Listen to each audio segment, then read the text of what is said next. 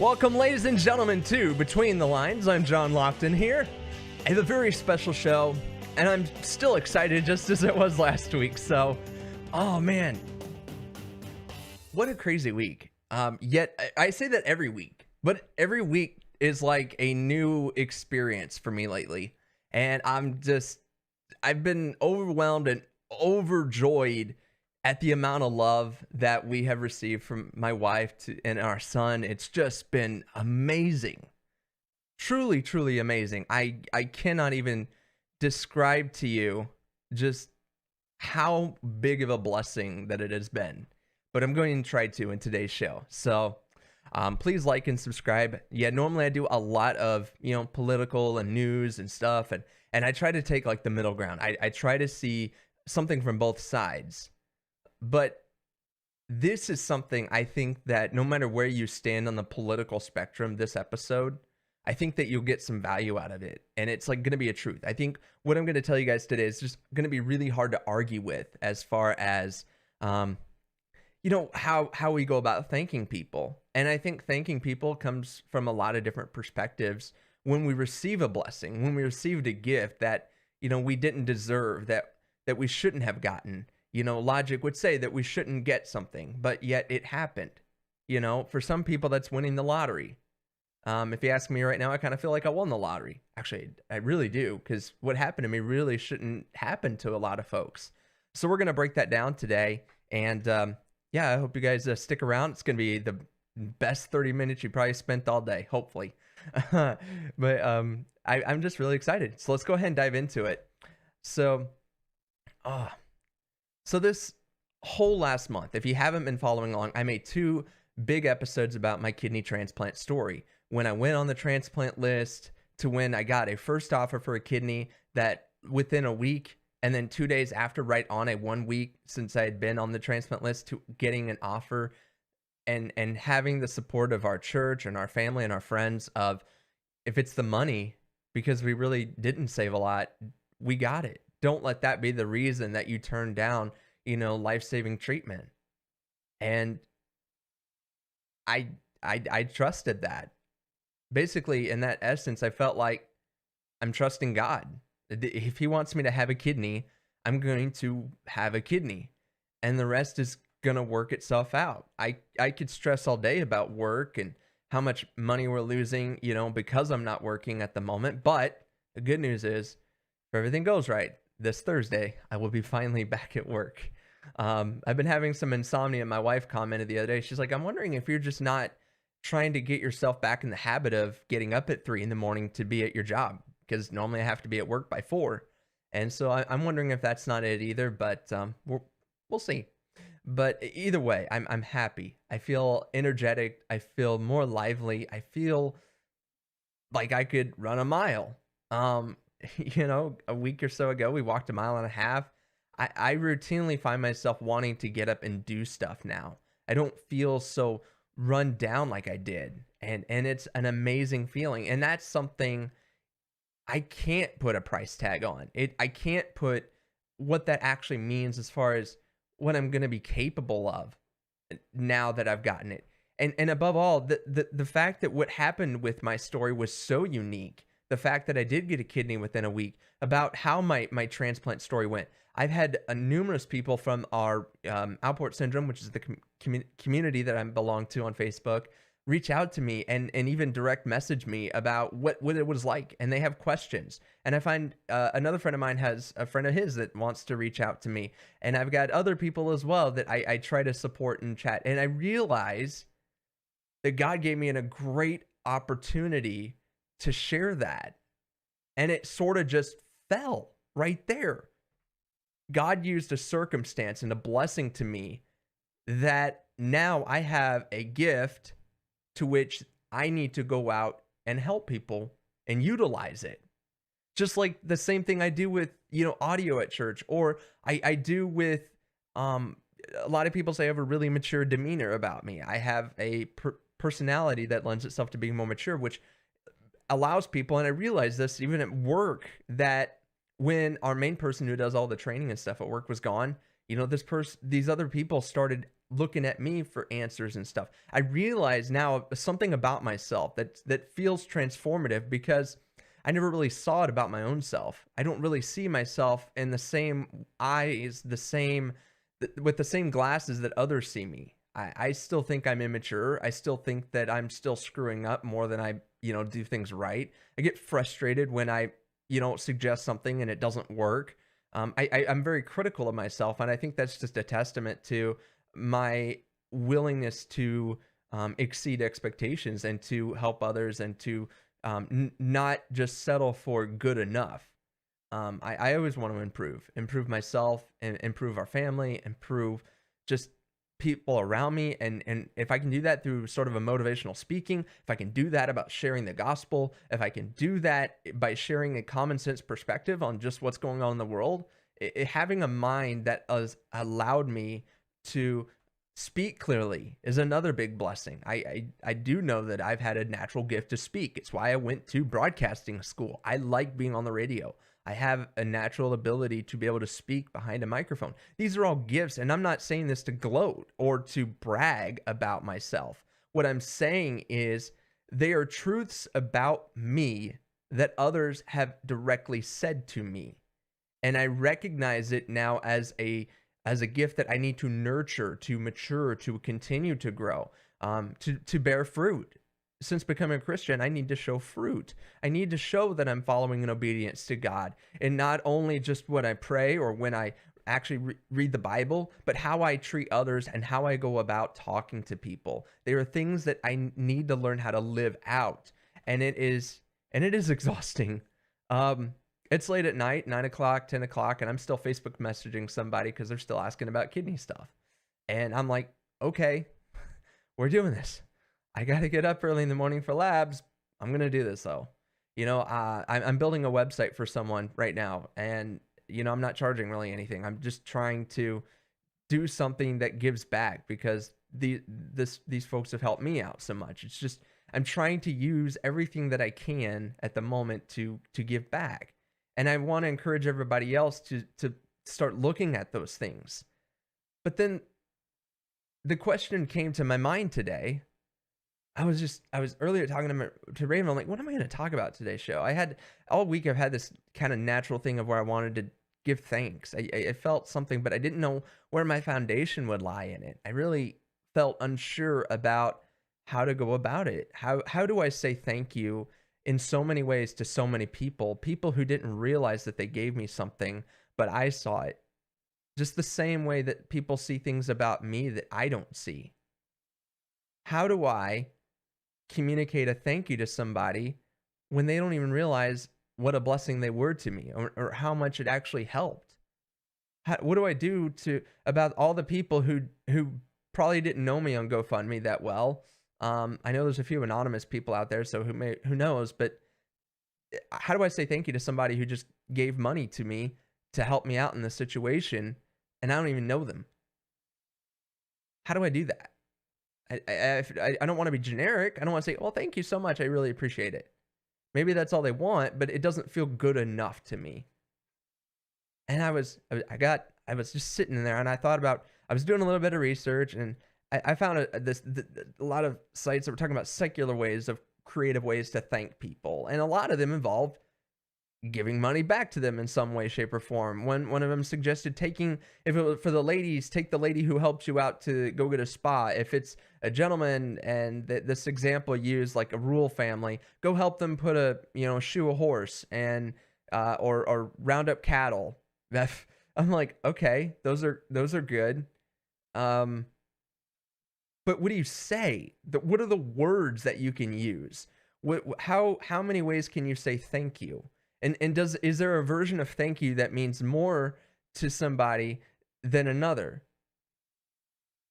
And how do you make sure that you say it in a sincere way that feels genuine, that feels unique to that person?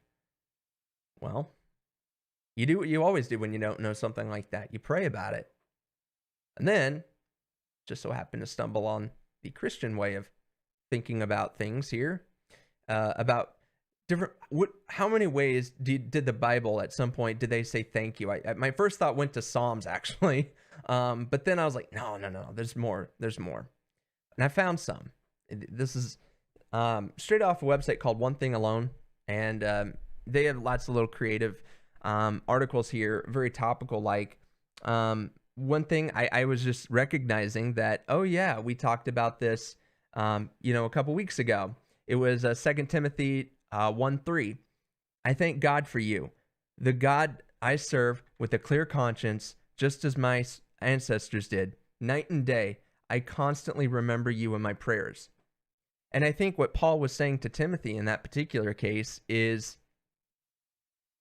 I'm going to remember you. You mean more to me than just someone that I gave something to one time because I felt like it. He was his study. He taught him.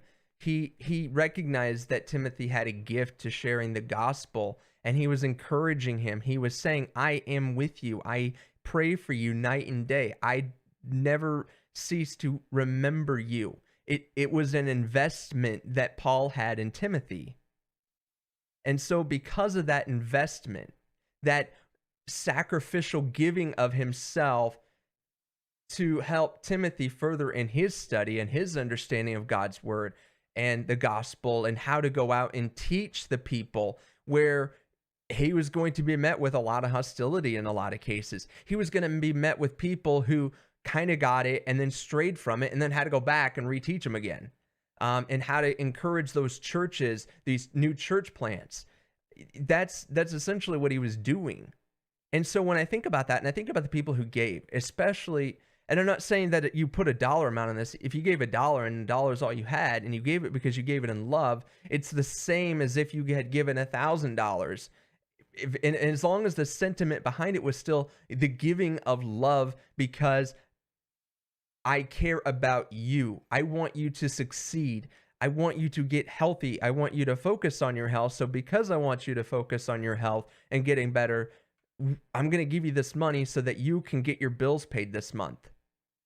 And I think it is worth noting, because no one's really directly asked me this, but I feel like the question's coming. So I'm just going to address it now. How come I needed the money? How come we were in a position where money really was an issue? Well, my first thought is, do we even have enough? There really wasn't anything in our savings. We had used quite a bit of it to just try to pay debt down.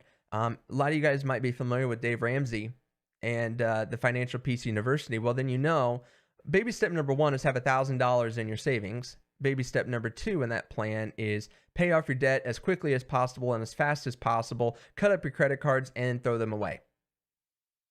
We were still on baby step 2. We had a lot of debt. And when I say a lot, I mean a lot. Like 30 to 35% of our income was probably going to just paying debt. And this last year, when we were trying to get our basement, because we moved into a house that hadn't been taken care of, but that's how we got it at under market value. We put a lot of the equity that we had gotten from our sale of our last home into this home so that we could have a finished basement to improve the property value and get it up to what the comparables are in the neighborhood, so that eventually we knew we would be selling the house. But also, I knew that I had always wanted a studio. This is where I do my studying. This is how I understand technology. When I'm serving at the church, it's because I've already studied the technology behind it. You see it in the background, the mixer, the audio rack, the meters, the amplifier, the in-ear monitor system. The reason I know that is because I've used it and I enjoy using it. And over the years, I've just accumulated equipment, and I try to use it for the betterment of others, to use it as a tool so that I can give it to others. I knew I needed a place for this if I was going to continue to learn. We had a studio in our last home, and so with an empty, blank concrete basement, no walls or anything, that's what we did. But at the same time, we're also paying off, within 6 months, we had over $6,000 in debt paid. But it didn't leave us much room for savings.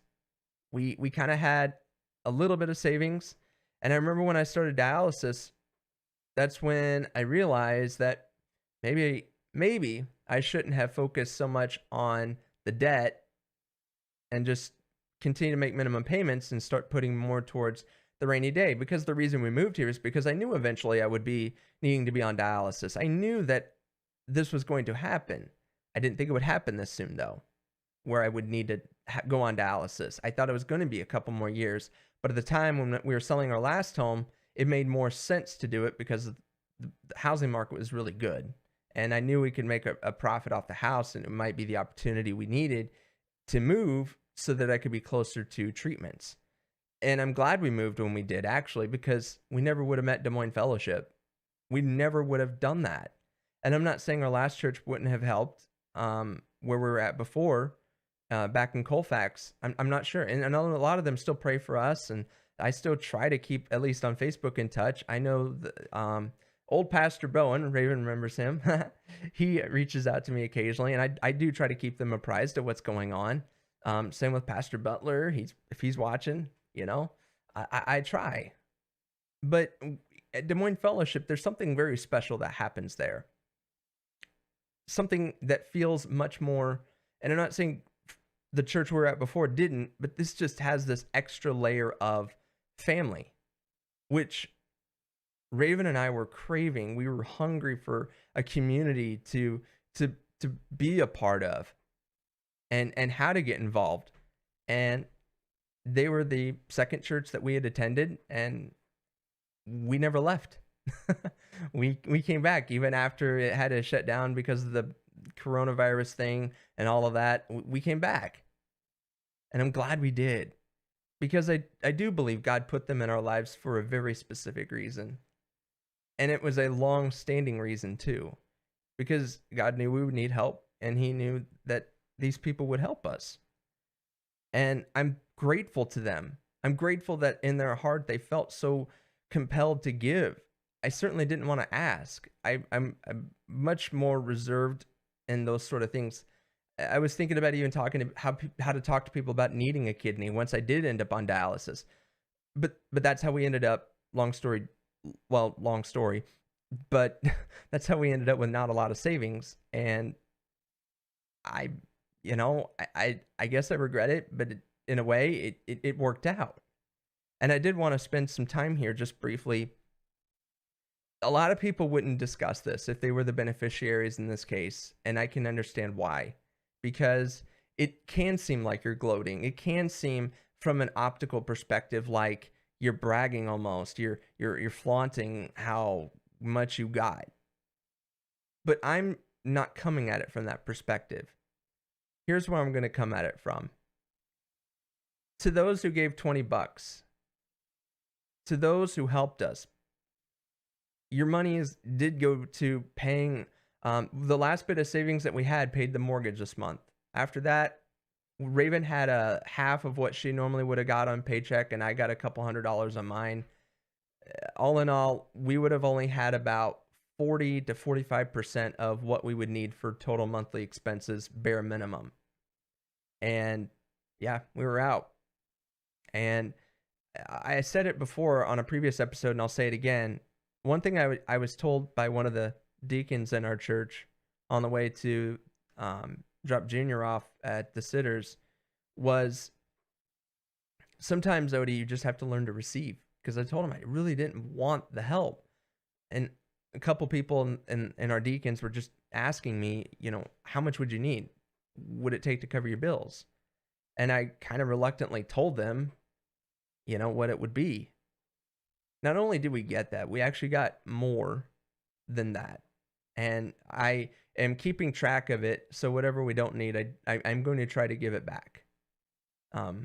As much as I can, once we start getting back to what's going to be new normal, back to work, back earning our own way, and then giving, because that's the best way I know how to show thank you.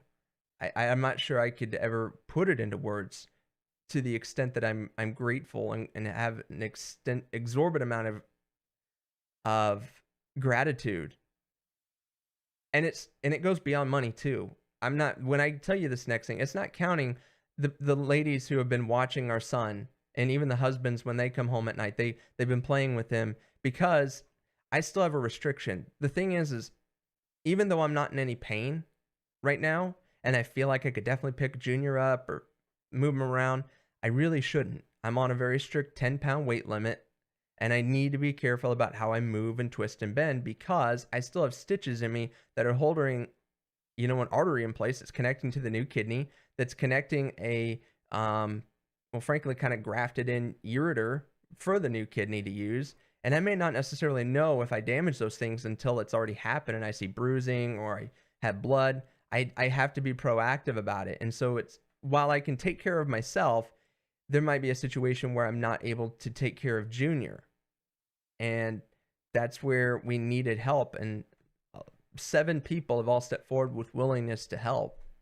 And I'm very blessed and grateful for that. It doesn't count the 2 weeks that people brought over food and dinners for us every single night. And I remember this even at our last church in Colfax. For 2 weeks after Junior was born, people brought over dinner for us. And that saved a lot on the grocery bill, and it fed us. And it wasn't just half-done food. There was one night, and this is also an example of where I'm not sure this person knows how awesome one of the dinners was. And all the dinners were great. I ate every bit of we didn't even have any leftovers, right, Raven? Like there's no leftovers. We ate it all, didn't we? Like, yeah, she's nodding. She hates being on camera. And by the way, if you guys have any comments or questions or anything like that, please put them in comments. That's what she's doing here. She's actually keeping track of all that for me, so I can stay focused on talking. And then if I have any comments, questions, I'm going to answer them before the end of the show.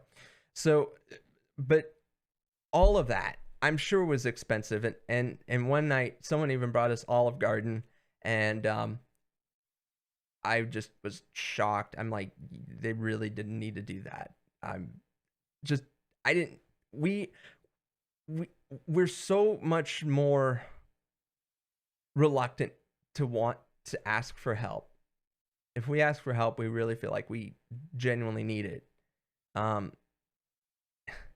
so I guess that's where this is all coming from too. Is just now I see why it's important sometimes, where this deacon was telling me, sometimes you just have to learn to receive for a little while. And it really changed me. It's made me incredibly more conscientious about my giving and how I plan to give back in the future, now that I'm going to have so much more energy and so much more vibrancy to go out and do things, to help with projects and actually possibly earn more money, because I'll have the energy to possibly go out and get a second job or have the energy to freelance or whatever the case may be. I'm going to do it, and I'm going to try to definitely give more to the church, to the community. I'm going to think about things more when I have an opportunity to give to somebody, more than I have even in the past. I think that truly has fundamentally changed me. And that's kind of my revelation on thank you, is just the ability to recognize that a small token can go such a long way. And I'm going to finish on that food thing. There was one night someone brought us, it was a chicken and rice bake, and I love chicken and rice. Sometimes I'll get the Stouffer's grandma's chicken and rice things that I'm not endorsed or anything like that, but it's just, I really enjoy that that dinner, that casserole. I just like chicken and rice. Don't know what it is, but I like it. And she brought it over, and Junior didn't particularly care for it. Raven, I don't know, you liked it though, right? Yeah, she liked it.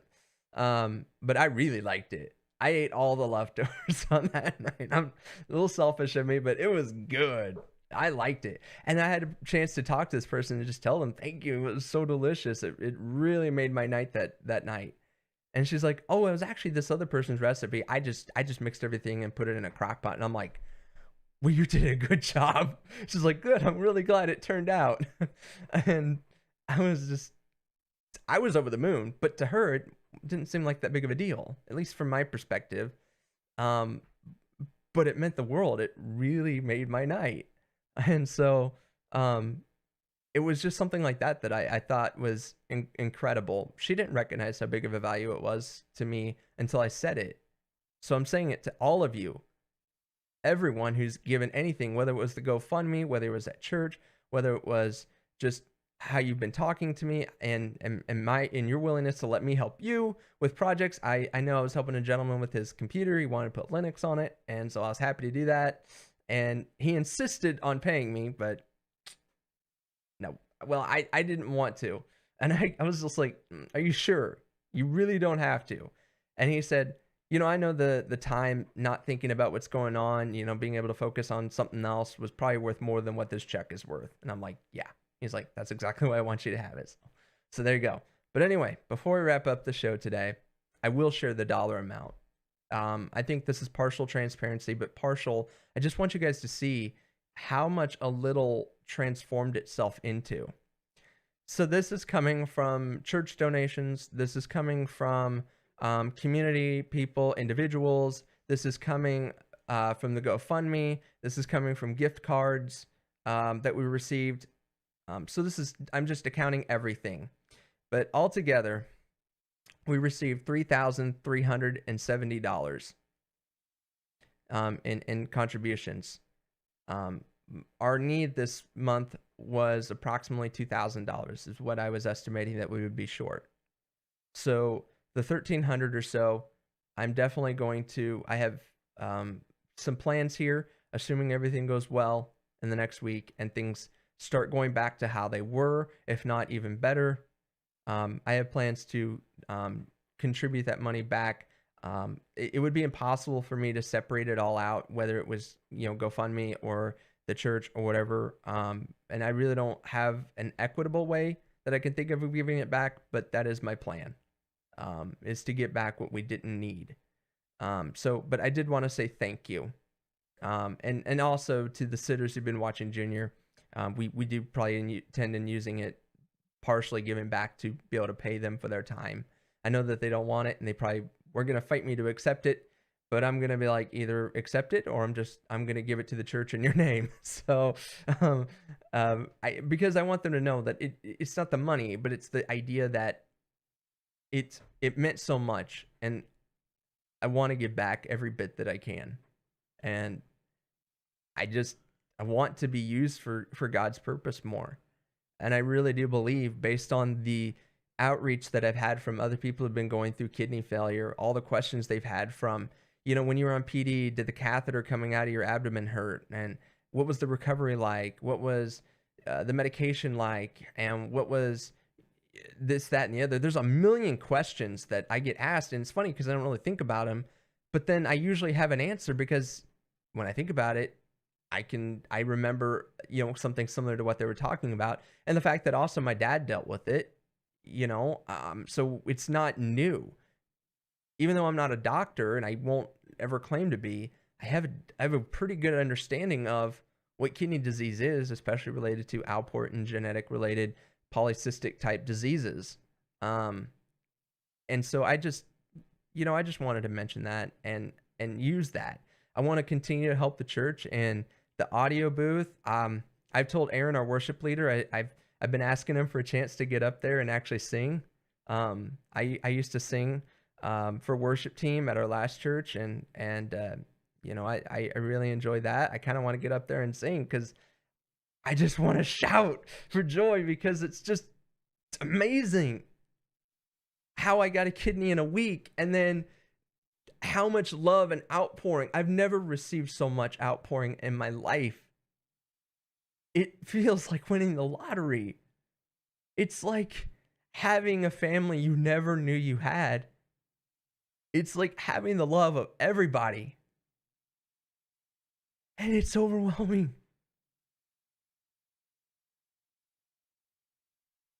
I can't.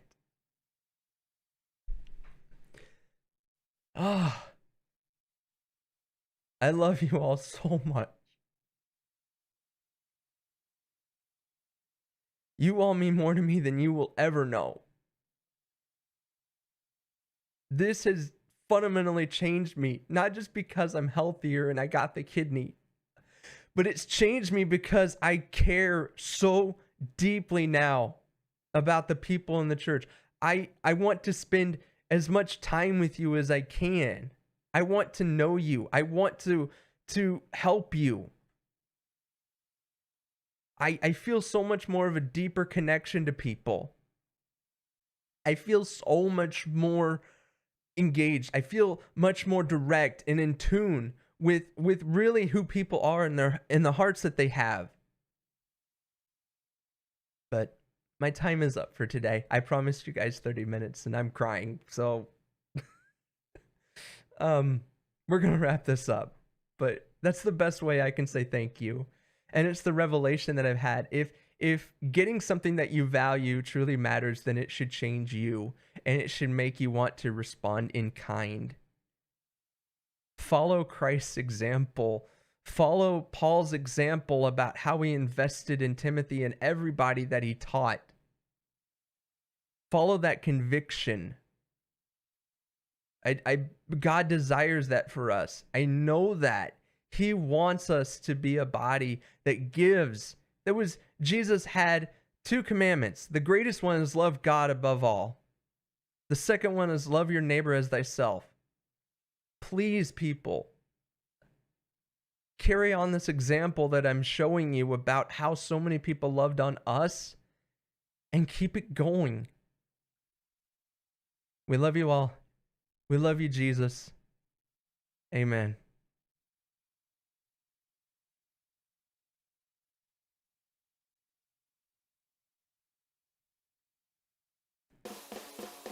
So that's the time we have today, folks. I'm John Lofton for Between the Lines. I hope you will join me next week. Maybe I won't cry anymore. 4 p.m. Central, right here